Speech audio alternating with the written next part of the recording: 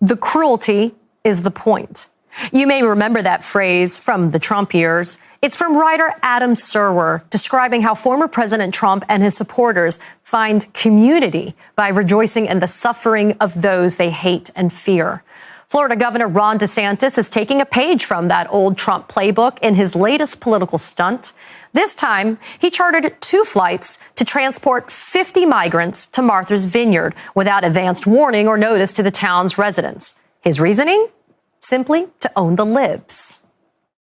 And all those people in D.C. and New York were beating their chests when Trump was president, saying they were so proud to be sanctuary jurisdictions, saying how bad it was to have a secure border. The minute even a small fraction of what those border towns deal with every day is brought to their front door, they all of a sudden go berserk.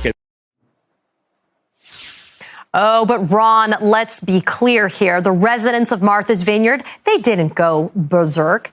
Instead, they sprung into action by providing clothing and food and securing shelter for the newly arrived migrants. Local high school students who spoke Spanish were actually enlisted as translators.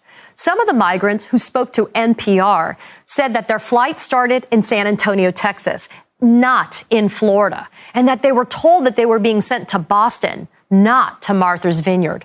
And these flights were making stops along the way in South Carolina, in Florida, and at Charlotte, North Carolina. A woman named Perla reportedly had promised the migrants they would receive work papers in Boston. But of course, that never happened. Now, some would call this human trafficking, but shuttling migrants like cattle to score political points has been going on for some time now. Not to be outdone by Governor DeSantis, Texas Governor Greg Abbott trolled Vice President Kamala Harris by busing migrants to her home in Washington, D.C. on Thursday. Since April, Governor Abbott has bused over 10,000 migrants from Texas to New York to Chicago to D.C. without advance warning or notice to those cities that people, including children and infants, would be arriving. And just like the village of Martha's Vineyard, these cities, they sprang to action and did their duty to welcome migrants, not as political pawns, but as human beings. Governor Gavin Newsom of California is calling on Attorney General Merrick Garland to investigate Ron DeSantis, writing, quote, transporting families, including children, across state lines under false pretenses is morally reprehensible, but it may also be illegal.